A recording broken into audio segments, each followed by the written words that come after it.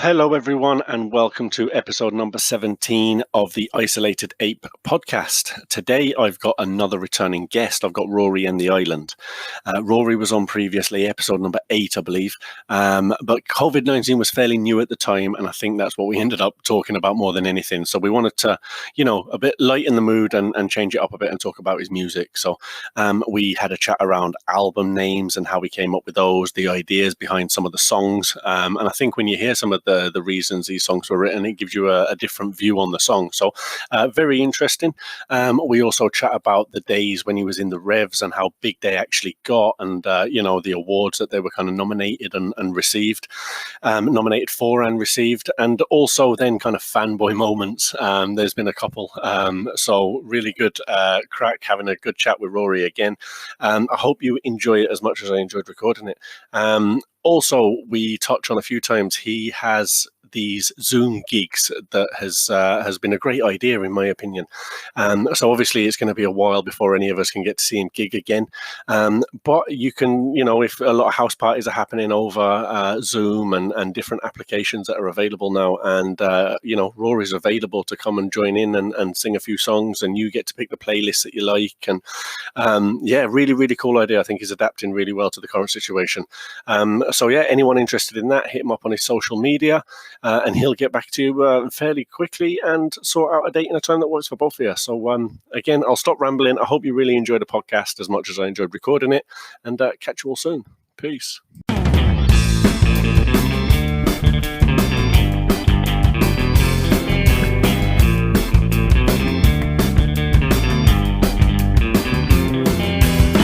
The weed I smoke, it makes me choke, it makes me higher than a motherfucker.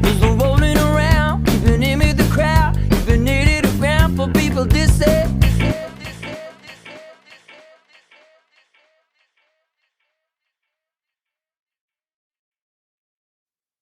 And we're off. There we go. So welcome back. This week I've got Rory back with me. How are you doing, mate?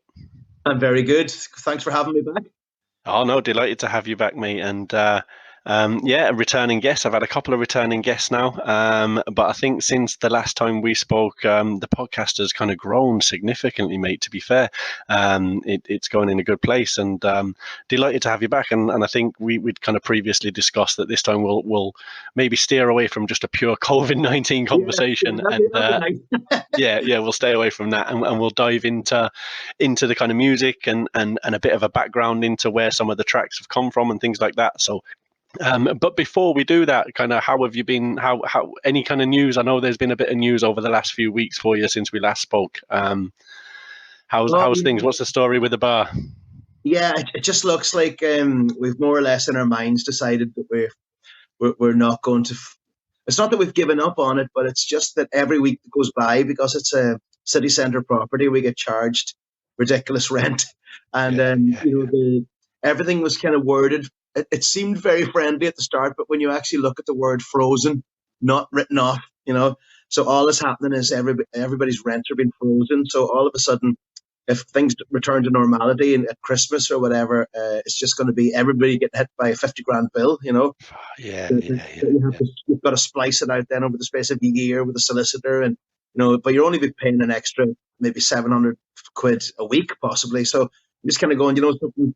The best thing to do is hand back the keys and then try and get into the auction stage when everything's reopened again, and see if we can get the exact same place back. But it's just a calculated risk or a calculated gamble. It's just, there's no point. A lot of people are saying, "Oh, I think it's going to be up and running again in August." But even if it is, I can't see how that's going to work in a sweaty live music venue. What you want. People drinking a lot, rubbing off each other, having the crack dance, and I can't see that coming back until there's a vaccine. So. I think in fairness, kind of that scene and that kind of trade is probably going to be the longest affected, unfortunately for us and you, and more you than us. But I mean, even going back into pubs and going to gigs, which me and Sarah, that's a big passion of ours. But I can't see anything like that happening anytime soon, unfortunately. But on the flip side of that, we can have you in our living rooms, right? That's right. Yeah, I just it was one of those where I had a really bad 2 weeks, of just thinking, what the hell? have I managed to choose the worst career in the world? You know, like what Well, am I for going to do? COVID-19 pandemic, possibly, mate. But in general, no, I wouldn't say so. What am I going to do for the next year and a half type thing, you know? So I had been doing the Sunday evening gigs on Facebook Live with a tip jar. And the first week I did it, I thought, oh my God, this is the future, you know, with just great tips coming in. And then every week it just got less and less. But that's only natural because it's the same, you know, 600-700 people probably tuning in. And I don't expect people to drop a fiver in every time. So, you know, Do you know what, Rory? We were chatting there the other day. Me and Sheila, Sarah's mum, were like, you know, I've thrown a couple of quid in, and then she threw a couple of quid in, and then I'll do it this week, and they'll, you know, because for me, like, I wouldn't want to. How can I put this now? I wouldn't want to offend someone by throwing 2 quid into it, right? That's how I see it. I think the effort you put in is worth more than 2 quid, right? But then if I throw in, a tenner every week, and you're probably well aware, like, you know, it everyone's affected by this financially. So, you know, every couple of weeks, I think, like, for me, I'll throw a larger amount in every couple of weeks rather than a smaller amount. I think it makes me feel better, which is of no benefit to you, really. Like, but that's, you know, because I've been playing for years now in pubs for free, and it's only every so often I would do a tour and charge a tenner in. So I almost feel bad, you know, like because it's not really a live music experience as it should be either. You know, it's more of a digital television format. So, you know, and it's not as personal as it could be, and that's why the Zoom thing kind of hit me. I was like, hang on a second, you know, I can't get through all these requests, and people wanted to be more personal. And I was thinking, what if, you know, if there's 6 different families on Zoom and they know the songs, they know the albums, and they want to have a good night. And, you know, maybe they have a 3-hour Zoom session, but for a half an hour of that, they invite me in for 50 quid, which is like, you know, 6-7 quid each at the most. yeah. But they have total control of the 8 or 9 songs, and we have a bit of crack in between, and they can ask me any questions about them. And it's been working great, you know, and every Saturday is gone now, like 3 hours worth from 8 until 11 every Saturday until June the 6th, which is great, you know. Amazing. Yeah. So that could be a real game changer for you going forward. I really think it could. I think so, and a lot of other musicians as well. I think once they actually hone in on this, you know, people that I would idolize, you know, you might get lucky, and, you know, you might get bigger names doing it for like 150 quid, where you would say to like 10 of your friends, "Geez, let's get this guy," you know, say that used to be in, I don't know, the Kaiser Chiefs, or, you know, things like this, you know. Yeah. Because for somebody to do a half an hour, you know, from their living room for like 400 quid or whatever, no matter how big you are, it's hard to turn that kind of money down when there's nothing else happening, you know? Yeah. No doubt. No, it's I'm really impressed with the idea. I think it's really good. Is it just Saturday nights? Are you open to doing other nights? If everyone's booked now on a Saturday, you can do a Friday, you can do a Thursday, right? Everybody seems to be going quite religiously to a Saturday. It's weird. I think, you know, the old-fashioned format is still there for people, that Saturday night is the big night, but probably has a lot to do with, you know, that there probably still is like 30% of people working, and then there could be 80% of people homeschooling. So, you know, Saturday night is still the blowout night. But, you know, I think I've got in a few Thursdays for half an hour, Fridays half an hour here and there, and that's all I need. I mean, if I could just get a dignified 400 quid a week, that's the way I look at it. That will keep the wolves away from the door during this time. That's all I want. Yeah. Perfect. Yeah. No, it's a great idea, and something that I again, chatting to our kind of family group and family gang, you know, it's something that we're certainly trying to figure out a day and a time that we can suggest to you that we can get you involved, you know, or get you on, because like you say, and again, we were talking about music there, and the songs and the requests that you get, and obviously for the likes of myself and Sarah and Paul, we've got our favorites of yours, but and you know, then there's other songs that we've probably heard 1,002 times now because we've worked in the bars that you play in, you know. And then it's the more obscure or less kind of requested songs that we might want to listen to as well, do you know. So it suits everyone. It's great. So yeah, fingers crossed that all goes well for you, man. And again, anyone listening, how do they contact you? Is it just through social media? Just hit you up? Just go on to Rory and the Island. If you Google that, you'll get my, you know, the website, or you'll get Facebook, and just message me through any of those, really, and I'll be straight on to you. Happy days. So in terms of, like, you know, I want to kind of have a little chat around your music, and the origins of songs, and I know the kind of story behind a couple of the songs that I think when people hear the story and then they listen back to that song will have a totally different idea of what it's about. And then things like about your album names and where they came from. I remember when I first moved to Lanzarote, or maybe when I was first introduced to yourself, I might have been in Lanzarote just off my box for a couple of years before I even came into Charlie's, mate, in all honesty. But the first album that I saw and really clocked and loved the sound of was the God Bless the Big Bang. How did you come up with that name? Obviously, I get the reason for the name and the quirkiness within the name. How did you come up with that?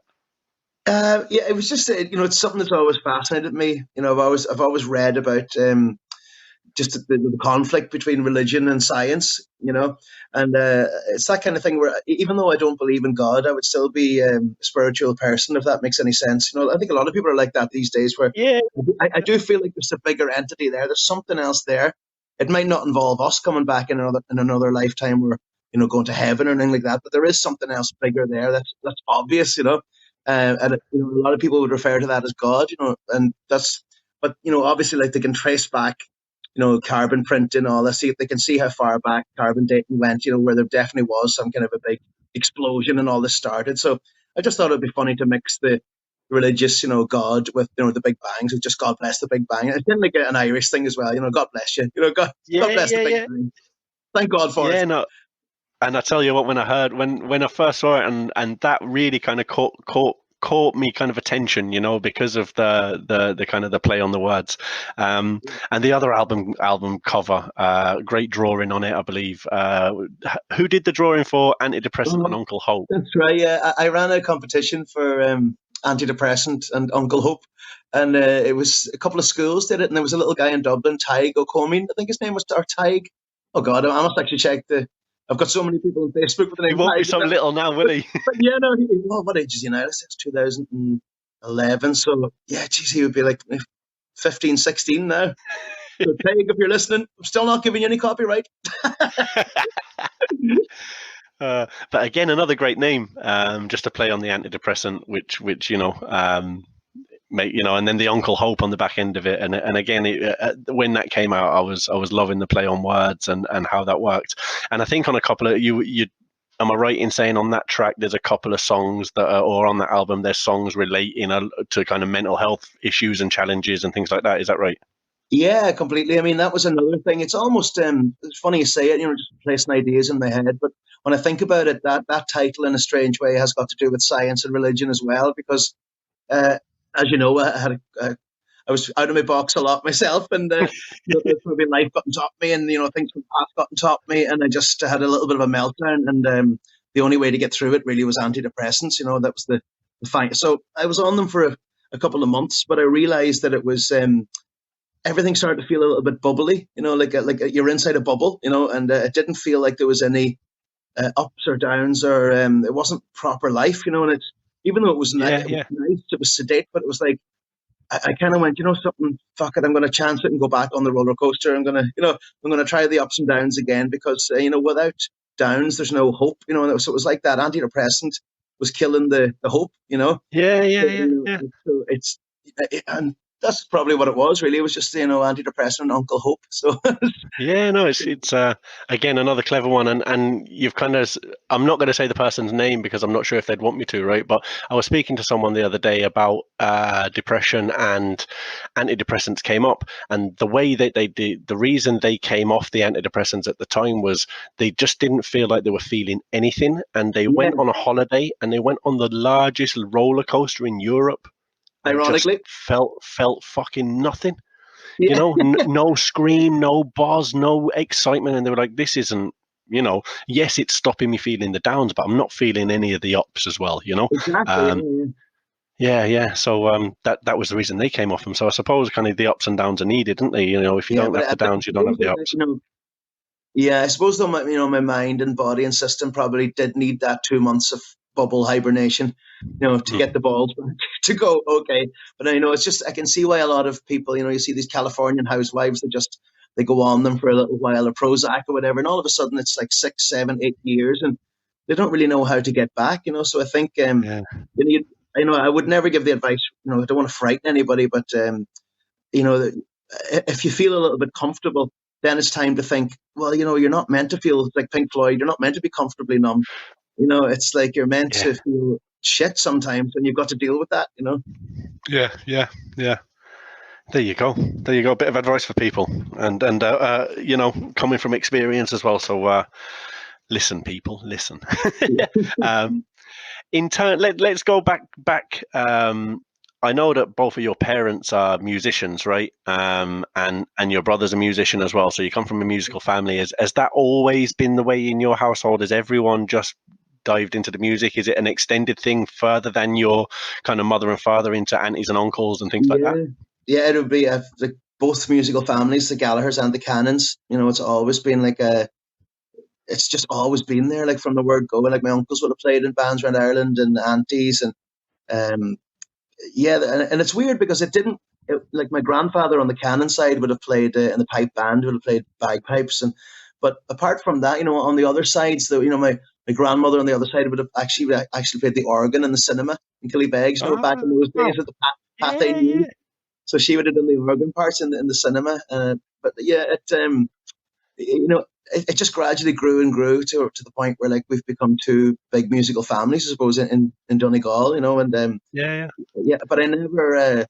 It's weird because it's not that, you know, I feel bad, but I never really had not that I had a choice, but like it seemed to always be there so much that, like, you know, once I found things getting tricky, you know, education wise, I went, I've always got music, you know. Yeah. So it probably, you know, might have held my mind back in certain ways, you know, because you can fall into it, you know, even though you put in hours of rehearsal, it's a lot easier when it's in you. You know, you're born with certain genetics that do go towards a talent of sport or football or academia. And, you know, I think obviously you can work on your craft. You know, you can't just, you know, be born Lionel Messi. You know, you have to put in the hours of training. But I think there's certain advantages. You know, it's terrible to say it, but like, you know, certain people might put in 3 hours of practice, but if you're from a musical family, you might only have to do 40 minutes and you'll get the same results. You know? Yeah. I remember years ago, and someone said it to me, and it's a kind of mantra or a theory that I've kind of carried with me that, you know, some people are very sporty, right? I would be a sporty kind of person. I can pick up most sports fairly handy, right? And then you could ask, you know, two people to draw a picture, and, you know, one might do a stick man and one will do this beautiful artwork. But the people who do the beautiful artwork are probably good at making sculptures as well as drawing with a pen or a pencil.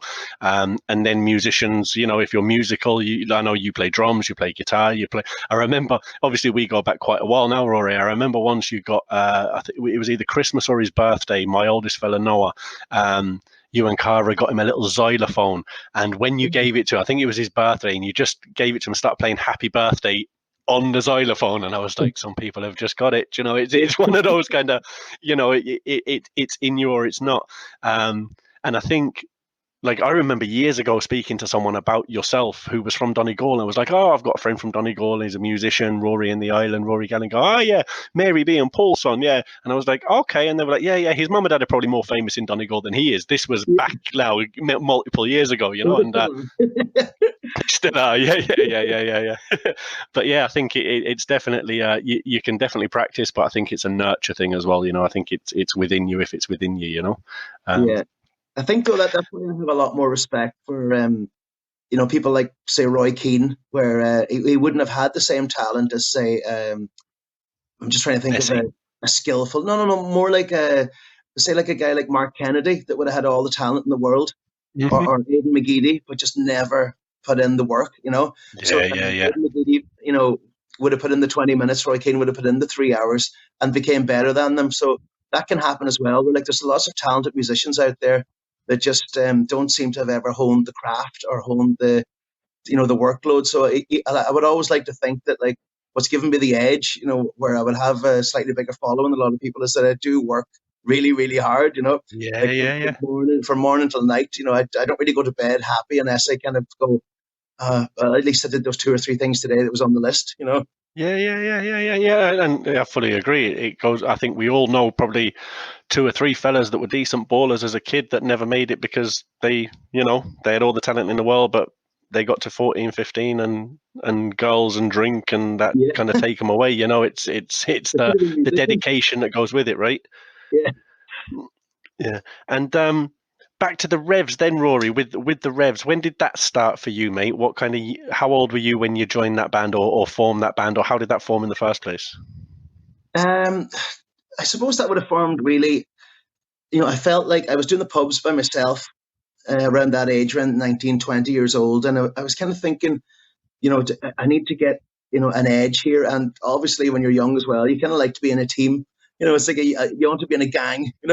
So we had done like a band called Bull before, but it was more like a cousins in a school type situation. And, I was kind of like, I'd like to get back to that again. And I want the music to be louder. I didn't feel like I was ready for, like when I was 29, I was so ready for just acoustic music, bongos, that type thing. But at that stage, I was like, I would like to give that Nirvana sound a shot, that loud rock and roll. Why not? I'm young. And then Michael, it was in the Revs, Mickey D, and I just said to him, do you know of any musicians that be on the same wavelength, same age, that we could do something together? And he goes, well, I played in Norway with this guy, John, for a week. He was like called over to do session work in an Irish bar. And he goes, his father's from the area in Donegal, and he's just really, really talented and looks the part, and all this. So I was like, okay. So we just got together one evening in my attic in Kilcar, turned everything up full, went for it, and within 15 minutes we were all looking at each other, going, "Woof, we could be onto something here." Yeah, and then can we do it again tomorrow? And that's always a sign. It's like couldn't wait to get back the next day, and all of a sudden we were. It was quite weird because I had like a full summer almost of gigs booked under my acoustic act. And I had to then go back to the pub managers and say, listen, I meant to do this for 150 quid. If you give me 200 quid, there's a 3-piece band. And they were like, okay, but didn't mention to them we're working on mostly all of our own music. So everybody was coming in expecting like acoustic versions of Black Velvet Band and all this kind of thing. And all of a sudden it was like, brand new, US punk influenced loud music chasing half the bar. So we lost loads of the gigs, So we had to go then and play gigs for nothing up in Dublin. And that's really the way that you cut your teeth, just playing on these bills where there's like 6 bands on. And we would have been second on. We drove the whole way from Donegal and just got money for fuel, really. And, and we entered a competition that was sponsored by Hot Press magazine, and we won it as total outsiders. And that really gave us the launch then as the Revs. Yeah. And you went on to big things. I mean, you won awards, and you were, did I see you and U2 were in for a same category or something along that line? Is that correct? Am I making that up? Or? Yeah, they we were in 5 categories along with them, and they won them all, obviously. My awards, but it was a really strong year. Like Ash were in there as well, and Damien Rice, Relish, and the scene was really strong then. For us to be competing at that level was amazing, and we won the best newcomer that year.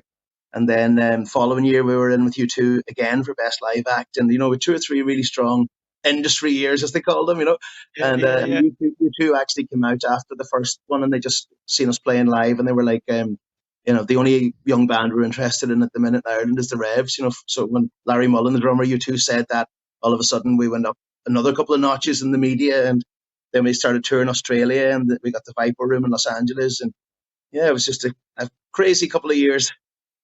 And what was the highlights of that? I mean, kind of, was there any musicians or people that you managed to meet or play with, or I suppose in general along the whole of your career, what's been the kind of highlights in terms of people that you've met and managed to kind of work with?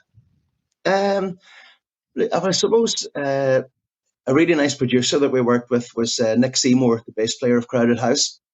He was really nice to work with, and I always loved Crowded House's music as a teenager. It was like a guilty pleasure when I was pretending to listen to Metallica. And I would have really enjoyed playing Slane Castle before the Counting Crows and Stereophonics. That was huge for us, just walking out on an iconic stage and seeing the tower at the corner of your eye.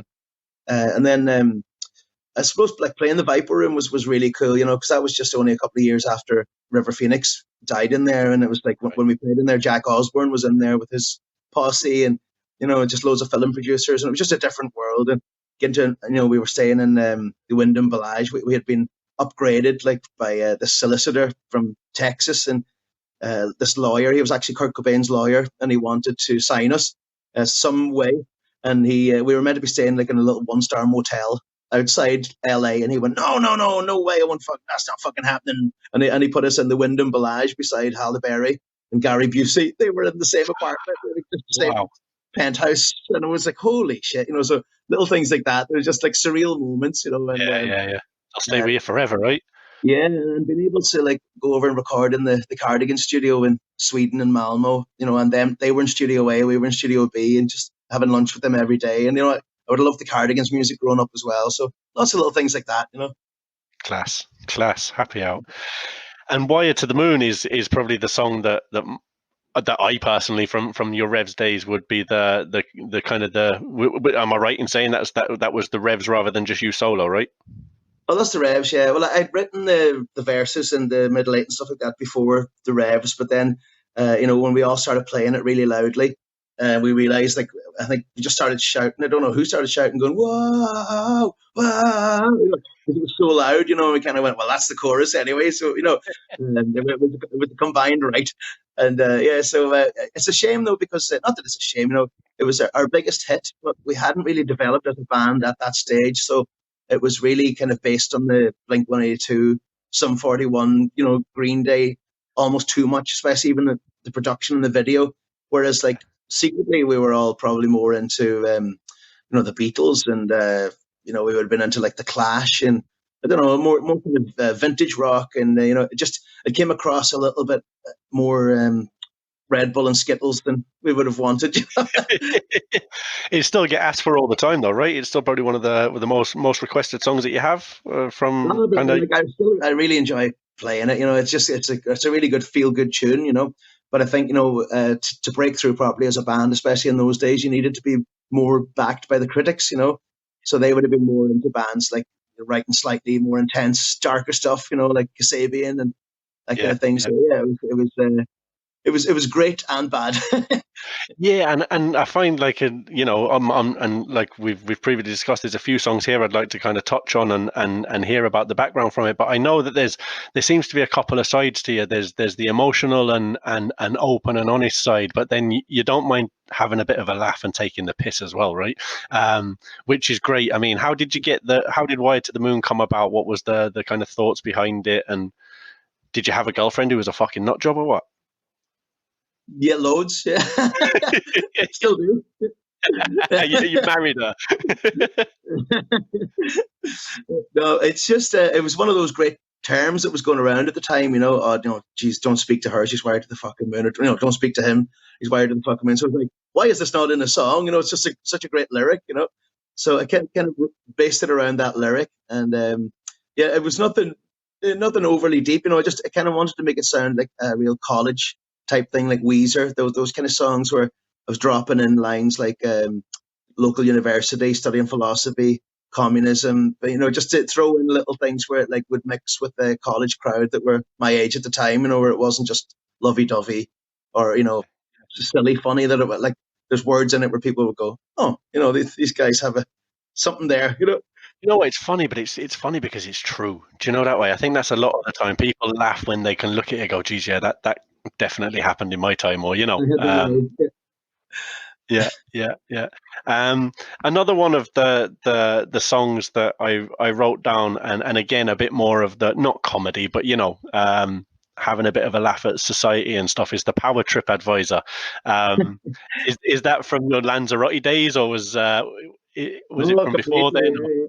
That was from the Island Bar. We just after about 3 months, it just went so well online that we slipped into number one on TripAdvisor, and that's generally like the kiss of death. We were there for about 4 or 5 years, but because we were the target, it was like, who do they think they are? How good are they really?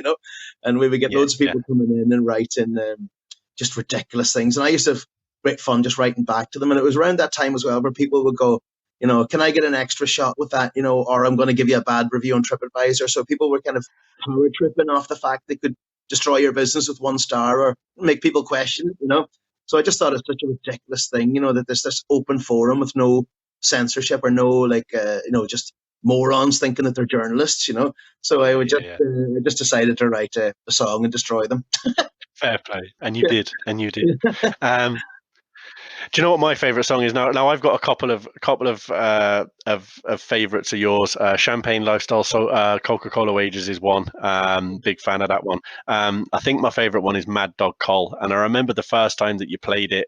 The first time I heard it, I think you'd only played it a couple of times. Maybe it was in the Crack and Cure that Yeah, you played it, and we were outside after smoking and having a chat, and I said it really reminded me of kind of the Bob Dylan storytelling type vibe yeah, to it, How did you find out about Mad Dog Call? I don't need to I think the song is fairly self-explanatory of what it's about, right? yeah. It pretty much tells you everything you need to know about the character. But how did you find out about this character? It was actually John from the Revs, his father, from Glencolmkill and Donegal, and he was always like just a very interesting man who always have these weird, quirky stories in his head, And he said we were probably talking about gangsters or Scarface or something like this, and he just said, have you ever heard of Vincent Mad Dog Call from Donegal? He became a big gangster in New York, and I was like, no, and I was only about maybe 22 years old, and he was telling me this, so it always kind of stuck with me that so weird that this guy from an area that we knew that went over to America, at the age of 4 or 5, and just became this huge, horrible gangster, in that scene of Boardwalk Empire, and yeah, so then it kind of, as you say, like I really wanted to write it like the story of the hurricane, that where there's like just make it as factual as possible, all the verses, this is the story of the hurricane, and so I'm just kind of going the story of Mad Dog Call, just based it around that format, of Yeah, yeah. the brilliant Bob Dylan, he did all the blueprint for me, and I just filled in the spaces with my own ideas and chords, and yeah, and the story, and yeah, it's one of those as well. It's like, because he still has relations in that area, there's certain people that hate that song and hate me for doing it, and I've kind of been jarred up once or twice by drunk people that wanted to fight me about it, so Wow. yeah, yeah, Just for telling the story. yeah, yeah. Yeah. You didn't make him do that, you know that, right? No, no, no. I didn't make him do a drive-by shooting where he killed the kids. That was not my fault. Yeah. I'm just relaying the info. Yeah, don't shoot the messenger in the fullest. Yeah, no, and Noah and Cohen love that song, mate. They love the story behind it, and I think because of the age they're at, and this mean woman took him in, and they're like, "Geez, we're very lucky." And Noah's openly said that to me, and how reality now is. We've got a good life and it could be worse. But yeah, bang bang shotgun. You hear the kids singing that around now when it comes on. They love it. They love it. I want to go now on to, again, a massively requested song, and I know this has got a story behind it, and I hope it doesn't kind of, I'm sure you're okay to talk about it, but the song Waterfall, I think when people hear the story behind this may well look at this song differently. Are you okay to talk about it? Are you all right, happy to chat about it? Yeah, no problem. Yeah, it's well, it was written, I suppose. The funny thing about it was written around the time a friend of mine drowned. He was a classmate of mine called Jonathan Bradley, and he was on work experience over in Florida, doing a course, and he was working, and I think he just had too much to drink, and he couldn't swim, and nobody heard him, and he fell into the swimming pool out the back of the apartments, and drowned.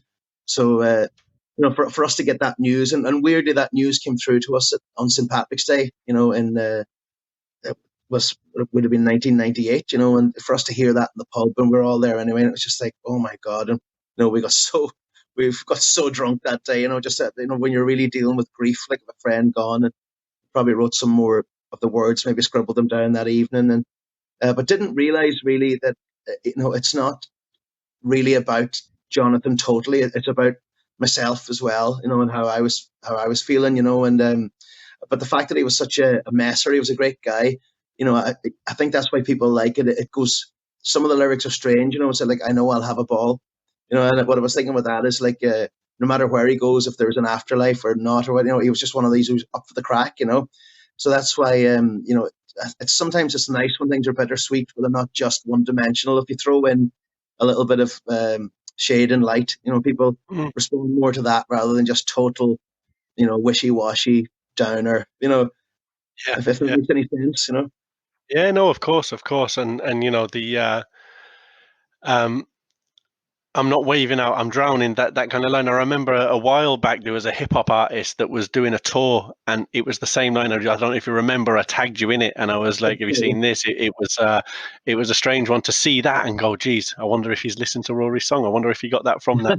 Who knows? That line's from an old poem. I think it's from Robert Frost. So Okay. it's from an old poem from the 1920s or 30s. I can't remember who it was now, but it's actually called "Not Waving But Drowning," the name of the poem. So that's where I took that from. And it's about somebody that's trying to communicate with somebody else, but they're not trying to say hello. They're trying to say help me. Yeah. Like a lot of people with depression. Yeah, that's it. It's a great line, great song, real emotional. And again, like I think when people now realise that there's a bit of a story behind it, and I think they'll look at it differently. I certainly did once I'd found out kind of the meaning of the song or some of the reasons that it was written. I certainly look at it in a different way. Cool. And then another couple of songs that Crazy Horse Hotel. That one, I don't actually play that one much anymore. I should really. No, yeah. It was today or the last couple of days when I said to you I'd like to go through a few of the songs. I was like, I'm going to try and dig out some that are not just the regulars that people hear. And I remember you playing it in Charlie's bar, and I remember that, but I was like, geez, I've not heard this in a while. So I wonder if there's a story behind this one. Yeah, that one actually is a great story. I should play it more to do a little bit of boasting. But it was the time that in Charlie's when Barry, the owner, used to get over different big Irish artists, like every couple of months, you'll remember there used to be like Monday, Sharon Shannon, Aslan. Wolf Tones, and Finbar Fury came over after Damien Dempsey. And Finbar Fury, he was in the first night and really enjoyed my set, which was an honour, and said it to me afterwards. And he goes, I've got these lyrics scribbled down. I'm not going to probably use them. I can't really make any beat with them or anything if you want to take them. And it was Crazy Horse Hotel written out completely, 2 verses, 2 choruses. And I was like, wow. So I just, probably the next day, I was so excited. I sat down with it and tried to get the feeling of the beat that was within the lyrics. And I picked out that, and I felt like that was I woke up feeling on a brand new day. And I felt that was the flow of it. So I played it to him that night, and he was like, wow, that's fantastic. You can keep that. He goes, don't worry about any percentages or anything. So what a gentleman, What a gent. He was a gent. Still owes me 50 quid for a bag of weed, though. Oh, shit, you not. Those are good days. Because his son came over as well. Young Finbar came over, didn't he? And he worked in Charlie's. He's doing amazing. Yeah, he's got some really cool stuff. I remember because he was over in Toronto. I think he's back in Ireland now. But yeah, most certainly some of his work is unbelievable. I saw a couple of bits on Instagram and then started following and got in touch. And he was like, "Gee, I didn't think he'd remember me. To be fair, but he did." And he's doing big things as well, which is great. Another song that I know has a bit of kind of a connection to another well-known person, famous sporting person, would be the Fighting Irish song that you did for Jason Quigley. That's a weird one, because it's not actually, I never play it because it's not really a song. He more or less said to me, it'd be great crack if you could do a ring walk for me, there's the way that he put it, so leaving the dressing room or whatever they call it, the changing room, the dressing room. And just obviously like the boxer walks out through the crowd, they've got this big 1 minute of music, blah, blah. So I kind of decided if you're trying to get through a crowd, it's like make way for the Fighting Irish, because Fighting Irish is a big term in the USA where he was based, and just kind of came together quite quickly, and I threw it around like Wrap the Green Flag was an old trad tune. I used to play that in the Kilcara Pipe Band, and I always loved it. I thought it was a very strong melody, so I put that with it, and and then all of a sudden it started doing really well on YouTube and even Donegal radio, things like that. And it's weird because as a songwriter, it's not really a song. It sounds more like an ad, if you know what I mean. And how did would you have known Jason before kind of boxing for him, or was it just the fact that you got 2 well-known people from Donegal and he was a fan of your music and wanted to do this for him? How did you originally kind of link up? It was just after he won the silver medal in the boxing championships, the world championships. He was in the Island bar. He was on holiday with his girlfriend, April, and they they were sitting up the front, and I didn't know who he was. Terrible with me without my glasses. So I just knew there was this really enthusiastic guy up the front, clapping and cheering. And after the gig, he kind of pulled me aside. He went, "That was great, Jason Quigley." And I was like, "No way," because I kind of turned almost fanboy because I'd only seen him the odd time on the television, and on his massive following on Twitter or whatever. And I was like, "Wow!" I was like, "Well, geez, did you enjoy it?" And I always like.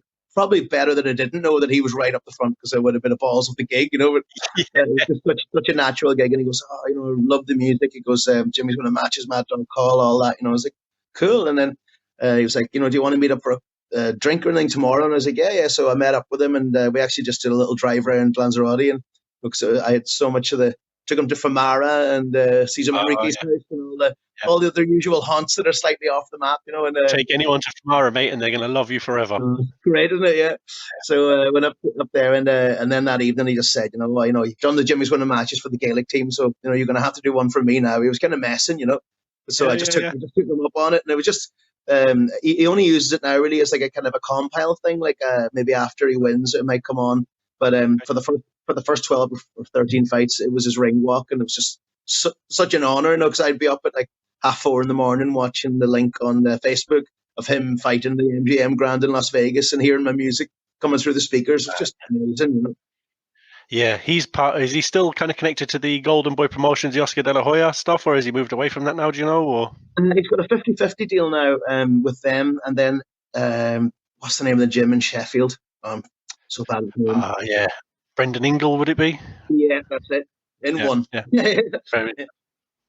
Yeah, I remember that was one of the first books I ever read was about Brendan Ingle, The Prince and the Paddy, Prince Nazim, who back in the day was the man, and when it came to boxing, but obviously taught by Brendan Ingle, one of the first books I ever read. Yeah, man. And you said that you got a bit fanboyish around him. Have you had them moments much in your career? Is there anyone else that you've kind of got a bit starstruck by, or? Yeah, I'd say the biggest disaster of my life was when I met Dave Grohl. We were playing at the Oxygen Festival in Ireland, and we were on the main stage, and they were the headliners, and we all kind of shared the same big, huge dressing room marquee area. And I was just walking down the hallway.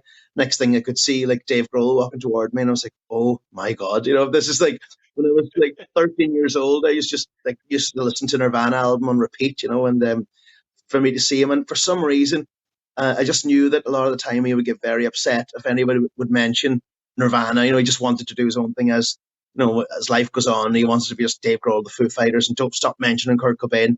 And I just got this mad, like, rotational circle in my head, like a lunatic going, "Don't say Kurt Cobain, don't say Kurt Cobain, don't say Kurt Cobain, don't say Kurt Cobain." And he walked up to me, and I was like, "Hey, great to meet you," and trying not to go Kurt Cobain, Kurt Cobain, Kurt Cobain, And he was like, hey, dude, how are you? He goes, "Are you on the bill today?" I was like, "Yeah, we're on now in about an hour with a young Irish band called the Revs." He was like, "Oh, cool." And he leaned up against the wall, like to have a big conversation, put his foot back on the wall. But so, like at this stage, in life, I should probably have Dave Grohl's mobile number. We should have went for Guinness that evening. But he leaned back to chat to me, and I was so freaked. I went, "Okay, see you later." And walked on, left him hanging in the hallway, and I could see him in the corner of my eye, like in disbelief, going, "Shit, this little prick's just left me hanging," But it was an anxiety thing, where like I knew I would have went, "What was Kurt Cobain like?" Yeah. Verbal diarrhea, man. You can't help it, Yeah. No, that must have been. And funnily enough, me and Sarah, when we were living in Lanzarote, so do you remember Simon Kelly? He was working as a PR. I think he's now doing the kind of jet skis kind of things. But he was a Lanzarote lad. You'll know him. Oh, of course. Yeah, Sai, yeah, exactly, yeah. Right. So he's a huge Foo Fighters fan, Dave Grohl fan, and he had a huge canvas of Dave Grohl, and it probably wasn't safe where like he'd had it for a long time, and we had Noah and he was still living the life that we lived before I had Noah, right? So he was like, do you mind looking after this and putting it up on the wall for me, and I'll take it back off you then in a little while. I'd say we had it for about 5 years, that picture, and Noah used to stare up at it, and it was, funnily enough, only the other day he got on to me saying, really enjoying the podcast, keep it up, it's really good. And then he sent a picture of the picture still up on the wall. He was like, Dave Grohl's still going strong up here, man. Yeah. The next song I'd like to talk about is, again, another favorite of mine, and I think I remember us walking down towards the casino, you talking about wanting to do a bit of a dance tune, and So Little Time, I think, is what came out of that. Is that correct? Yeah, that would have been, well, I always wanted to do it, but there were so many years between that, but it was always the thing in my mind. It was going, I'm going to do a dance tune at some stage. And you're right, I've always said that, and that was my little stab at it. I love it, mate. I love it. And again, kind of, me and lyrics now. I'm a man for kind of putting lyrics together. And I was listening to that song earlier, and I was going downstairs, and Noah wasn't doing his homework, and I was singing along to the theme of that, or to the melody of that song, telling him to do his homework. But yeah, no, that's it's very catchy, and I see kind of there on Sunday night you did it towards the end of the gig, and that's when the teacups and the glasses came out, and the drumsticks came out. And I know you say that you don't feel those gigs have that live music experience, and I can understand where you're coming from, but I can tell you our house was up and down dancing while that was happening, mate. So that's amazing to hear that. I think after years, playing live for 26, 27 years, you get so used to the circle of energy from the people, and when it's just your phone in front of you, it could be disheartening sometimes. It's so weird, and when you finish a song and it's just silence in the room that you're in. But everyone at home's going, yeah. Yeah. I suppose the Zoom gigs would be good for that, right? You get the feeling and the interaction. You can hear the claps. Yeah. Yeah. Very good. Applause. That's my problem. Yeah. Isn't that an album song or an album name as well? Yeah. Yeah. It is, but it gets so addictive to where, if you haven't gigged in a while, you just miss that. You don't realize that you have a little bit of an ego, but you miss finishing a song and 20 people clapping. It's weird. It's like a little hit. There it is. Yeah. And I'm sure there's been many a time you've had more than 20 people clapping, mate. I've been in rooms where there's a lot more than 20 people clapping and cheering for you. So, 20 will do for now, I suppose. Yeah. I've got 2 more songs on my list, mate, and I think they kind of tie together, potentially. In my head, they do. Yeah. One is Dom Celebrity. Okay. The other is Put Your Phone Away. Yeah. And for me, they can potentially tie together. I think a lot of us are on our phones looking at Dom Celebrities sometimes. Let's start with Put Your Phone Away. How did that come about, and what was the reason, and why did you feel the need to write that? I feel quite guilty about that song now, because I wrote it when I had this brilliant thing going on in my life where I still had a Nokia 3310, and this is 2016. And I still use whatever the most, it wouldn't have been a 3310, I'm exaggerating, but whatever the most basic phone Movie Star would have handed out over in Lanzarote, that was my phone. It just about had Snake on it. I had no Instagram, no Facebook, no nothing like that, just calls and texts. That's all. That's the only way you can get me. And what I used to do was, on my laptop in the morning with a coffee, sit down for 2 hours, do all the replies to the Island Bar Gallagher's, the music videos, do all the work, do all that, and then I used to close the laptop, and there would be nothing happening until maybe 6 o'clock that evening. Flick open the laptop again, do another hour, and that was it. And I was just fascinated by all these people that were going around me like zombies in cafes, and I would meet up with my friends for a drink, and 3 of them would be sitting there scrolling through the phones, and I'd be like, "Put the fucking phone away!" I'm trying. Can we not be real here for a second? And all of a sudden, because times just moved so harshly, I'm kind of going, "Okay, I really needed to get a smartphone." And I've ended up as bad as anybody now. There's no, once you get into it, though, there's no turning back. No, that's it. My screen time must be 4 hours a day. And it's just 20 minutes on, 20 minutes off. So, and you just don't mean to do it, but you fucking do it. Sometimes your kid almost slaps you across the face, going, "Daddy," and you're like, "Oh yeah." So they're the ones now in their heads going, put your fucking phone away, Yeah, Levi says it. Daddy, phone down. Mummy, phone down. Like I want to play this, and kind of if I've noticed, especially with the start of this podcast, I'm on Instagram trying to promote this and follow that and follow this and gain followers, and I'm doing it in a very old school way. Like I think yesterday was the first time I put a hashtag on anything, right? So, and I've probably got about 80 posts, and first hashtag went up yesterday. But yeah, and I've noticed that I'm doing it a bit more because of this, and I'm trying to do all the recording and everything, like not in the time I normally spend with the kids. It's kind of on my lunch break within me working hours or whatever the case may be. But I'm still spending a bit of time on the phone due to it. And I've tried to make a conscious effort. When my 2-year-old is saying phone down, I was like, you really need to cop on here, mate, and maybe put this away for a bit, But yeah, hey, that's the realities, and who, he's just as bad as me, I suppose. Like the only reason he wants the phone down is so he can pick it up and put on YouTube, probably. Do you know? Exactly. But that's the thing. Unfortunately, like we're moving into that future time now, where it's the age of Aquarius. That's the time that's coming, where I think everything's going to become liquid. I think we're going to become at one with our devices.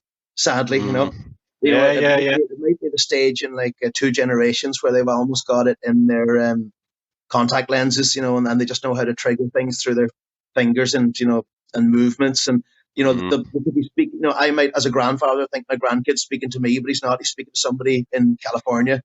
Yeah. Without a device in his hand or against his ear. Yeah. I think that time is coming, unfortunately, and the only thing is, like, I would have had no income in the last 6 weeks only for that kind of technology. So it's good and bad.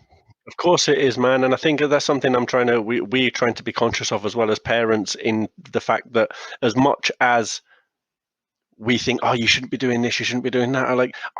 When I was a kid, I didn't play the exact same games that my parents played as a kid, right? So, times are changing, and I think we need to, as much as I'd love my kids to be out kicking a football rather than be on a screen, none of their mates are out kicking football with them. Do you know what I mean? They're all on screens and interacting that way. So, if you want them to be social, then it's probably going to be technology led, that social interaction these days. So I think it's a balance that both us as parents need to maybe not push our kids to do what we did all the time, but at the same time not let them spend every hour of the day staring at that screen. What's been so valuable in the lockdown is the family walks. I found seeing all the families out walking and just breathing in the fresh air, and that's going to get into the kids' psyche. Where, like, we might not have had time to do that before the pandemic, So, oh my God, we've actually managed to go 45 minutes without mentioning COVID. There we go. 49 minutes, mate, and it's the first mention. But there we go. That's not bad, is it? That's not bad. As we're at 49 minutes, I'll start wrapping up. Rory, the last song I'd like to talk about is the Dom Celebrity, because, again, another one of my favourites, and quite an open and honest song, but with a bit of fun or a bit of self-depreciation about it to a degree, I think. Where did that come from? That came from the time of Jimmy's One of Matches, where I found myself getting asked to do these like cheesy type TV, radio things, just like glossy magazines, all that. And it happened before with the Revs, and when it happened again, it was kind of like, Jesus, like, it's hard to explain, but like I kind of went like, do I really want to go down this route again? Like, do I want to be like thrown in with I was getting asked to do gigs with like the guys from Geordie Shore. Things like that. I wasn't getting asked to do anything with Glenn Whelan, or not Glenn Whelan, Glenn Hansford. Of all the footballers in the world you could pick. I was thinking Whelan's in Dublin and Glenn Hansford, and just went there with Glenn Whelan. Fucking Jeff Hendrick never called me once either. But so I was like, there is totally different things where there's people that want to just be famous for the sake of it, and then people that really want to do something. And speaking of COVID again, I think, if this goes on for a year, that's really going to have such a huge impact on this, where people are really starting to appreciate people that have put years in at college, doctors, nurses, valuable people. I'm sure like the likes of Kardashians, Instagram following, or not following, but just the attention that's been paid to them is just plummeted, and rightly so. is what use are they, you know? And and they're like people that have a trade, carpenters, good people, people that can do something, like even if you are a celebrity, but if you're a musician, they put the work in and put the craft in. I think it's coming around to that, Yeah, I would agree. I think we've all opened our eyes to who are the important people in society are doctors, nurses, frontline workers, rather than, Instagram models and footballers, Now, don't get me wrong, I'm fucking missing football massively, mate, and I cannot wait for it to come back. And I'm happy they can get paid as much as they want to entertain me, right? But I think in reality, when you see in frontline work, like I saw something was it yesterday, and it was like any frontline worker for the NHS that dies of COVID-19, their family get a 60 grand payout. And someone put a comment underneath, and isn't it a shame we just can't give them fucking 60 grand a year? Yeah. For their job. So I think that's the kind of I think that's been a big eye opener for everyone, which is a great thing. And long may that continue after this kind of pandemic, Rory, I'm delighted with how this has gone. We're at 52 minutes now. I didn't think I'd get through all of these songs that I had written down, and we certainly have. So I'm delighted with that. So wrapping up again, just to remind everyone, Rory and the Island, Zoom gigs, CDs for sale, LPs for sale, anything that they require is there. I saw that the Zoom gigs now are booked out on the Saturdays, but there's still plenty of slots available for you, right? I assume. Oh yeah. If you just have a house party on a Friday or something, and if you have 2 weeks advance, just drop me a message, and you never know, something that could work, and I need the work. Yes. And any other kind of new songs in the pipeline, or is there any kind of any new material that's been worked on since we last spoke, or any ideas that you're working on? The last thing I probably wrote was that actually the funny question to ask. The last thing I wrote was called "It's a Conspiracy," and it's about all the conspiracy nuts. And I think because it was sarcastically written, somebody reported it to Facebook and thought I was being serious. I was just on about 5G math and Bill Gates trying to rape me and all this, and basically it got pulled off Facebook.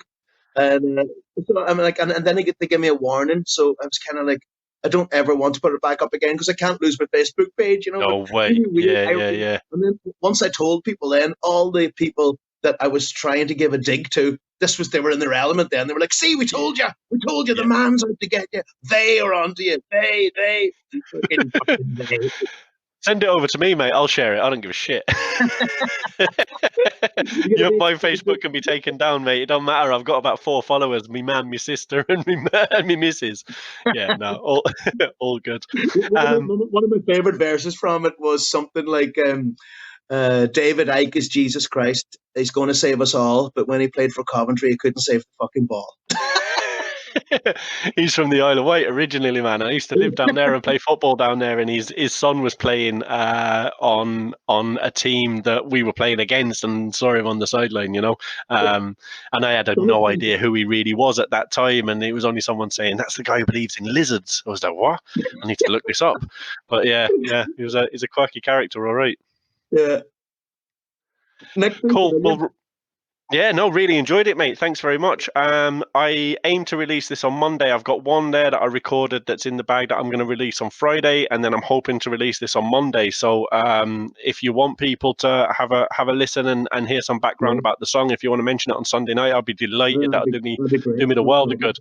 And obviously I'll tag you in socials and stuff like that. And on the Facebook page, what I might try and do is like not on the Facebook page, sorry, on the YouTube channel, what I've been doing lately is the conversation, anything that we bring up. So maybe kind of, album covers and things like that. Would you be okay for me to put them up? And so there's a bit of visualization for it as well.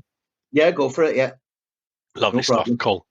Perfect. Rory, thanks very much for your time today, mate. Really, really enjoyed it. And best of luck with the Zoom gigs. And I look forward to Sunday night for a session. And we will be on to you. The O'Keefes and the Gores will be on to you about getting a Zoom session set up soon. Perfect. Be a pleasure. Thanks a million, Nick. Cheers, bud. Take care, man. Take it easy. Bye-bye. Bye-bye.